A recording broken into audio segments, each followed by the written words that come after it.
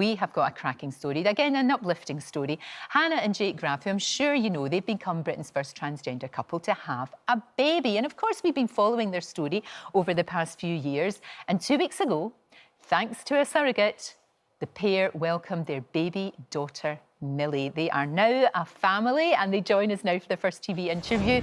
Oh, it's so good to see you. Oh, she's beautiful and so well behaved. And you're a family. You're a family. Congratulations.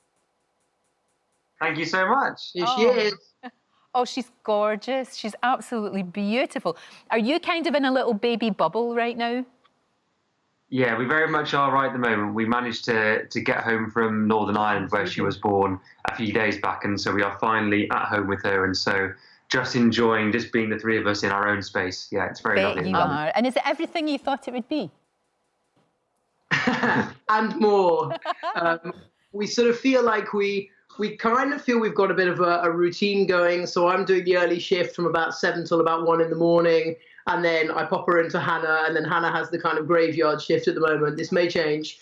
And during the day, I take care of my poor wife because despite her Sandhurst military training, Yeah, I know all about that. Now, you two knew when you met each other, you fell in love, got engaged and got married. You always wanted to have children, didn't you? You always wanted to be a family.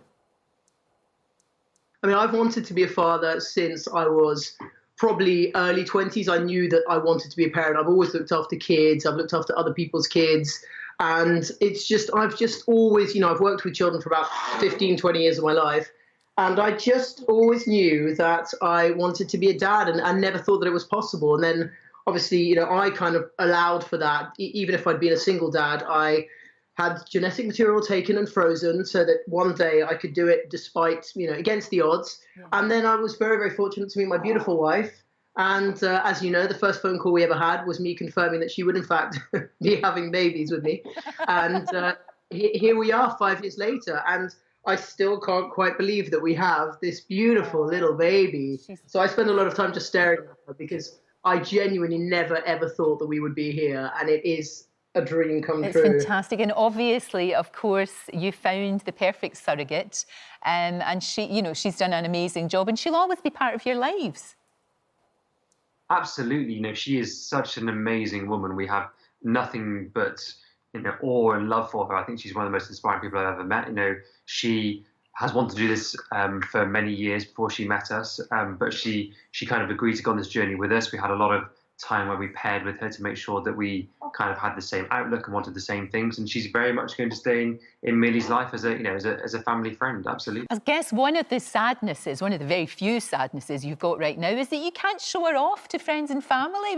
We're not able to get a cuddle right now.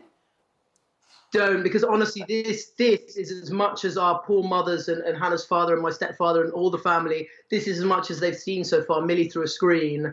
And at this most important time when all you want to do is welcome the new arrival and sort of celebrate her. Oh. Bless you, baby. Oh, the poor thing. What to do is obviously introduce her to everyone and them all to hold her. And, you know, the thought of actually my mum and, you know, Hannah's parents holding Millie for the first time actually makes me feel very, very emotional. But we are weeks or possibly months away from that. So yes, that is a great sadness. But then in the grand scheme of things, we are incredibly fortunate, incredibly lucky to be where we are. And again, you know, just as I say, I never, ever thought I would sit holding my own baby in my arms with my beautiful wife. So what a story. Yeah, what a story you've got to tell your daughter. You know, the way that she came into the world, the way that, you know, the struggles that you two have had over the years. I mean, you're in a great place now. And also the fact that she's born in this incredible time. I mean, you know, when she starts asking questions and you start to tell her things, she's going to think it's like a movie. Well, she's very lucky because it's strange you say that. We've actually been working with Channel 4 for the last 11 or 12 months, and they have followed the entire journey of Millie's coming to be in the world. So everything from meeting our surrogate in the first place to the embryo transfer to the first scans to, I mean, the whole journey has been documented because there's so much misunderstanding around surrogacy and so much misunderstanding around trans people. And we just thought, well, Channel 4 and I, we just thought that it would be a nice way maybe to sort of break down some of those barriers. And help a bit in kind of understanding the whole thing. And obviously the coronavirus kind of twist at the end that no one could have predicted, and having this beautiful little baby in the midst of a pandemic is just the strangest, I guess, ending to it all. And obviously, you know, here she is. And again, as we did last time, all we want to say is thank you so much for your help, for being there for the whole journey, and also for helping us, you know, a year ago when we were really, really desperate, and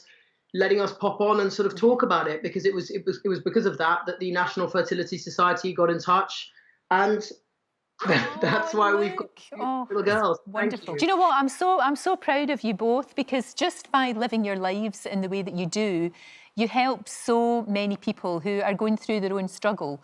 And I know that you've had a huge response, not just from people in the trans community, but anybody who's going through a bit of a tough time. And that reaction must be fantastic, because I don't know that it would have happened even 5-10 years ago. You know, we are in a much better place. Yeah, I mean, we've been so lucky. We've had such an outpouring of love come towards us from, like I say, from the LGBT community, from other people who can't have their own babies, and I think about using, going through the surrogacy option, or just people who are just really in a low place because of coronavirus and want some joy in the world. And, you know, we feel very lucky, very honoured that we were the right people at the right place at the right time to be able to tell this kind of, you know, this happy story, I guess. But we are just living our lives as authentically and as happily as possible, and the fact that other people can take joy from that is obviously, you know, it's really, really lovely. We know that it's lovely to know that, you know, our little girl is bringing some joy into the world right now. She very much is. I'll tell you what, Hannah, though, she is going to wrap Jake round her little finger. He is absolutely, well, both of you are totally besotted, but that wee girl is just going to be, I think, yeah, anything she wants, it's going to be just fine. It really is. I think she's going to be a right little daddy's girl, I reckon. So I think so. And Hannah, for you to be a mum, I mean, that was just, you know, when you were going through your own particular struggles, I bet you never ever thought that would happen. Yeah, I mean, I just never thought I would, you know, be in this position to, you know, be in a relationship or be married or have kids. I just, growing up as a young transgender person, I just felt that I was unlovable, because that is what the mainstream media and that is what, you know, everyone, you know, in society is telling you. So the fact that I've found Jake, you know, we've got married and now we've even had a little baby is amazing. And we're really happy to share that story with the world, because we just want other trans people to know that just because you're trans doesn't mean you should settle for less, and you're welcome to all the joys of life the same as everyone else. Exactly. That's all that we want to do. That's all that any of us want to do. It is an absolute joy to talk to both of you. I cannot wait to cuddle that beautiful, beautiful baby. She's absolutely gorgeous. Look at that face. She can't wait to meet. It's great to see you. Thank you so much for everything you do. And I can't wait to see that Channel 4 documentary. That'll be coming out in June, which obviously will tell the story that, I mean, Jake and Hannah, they've just been through so much. They have. And they've done so brilliantly well. So much encouragement to other people. It's just great. A role model for many. They are. You know? They really, really are. It's lovely to catch up with them.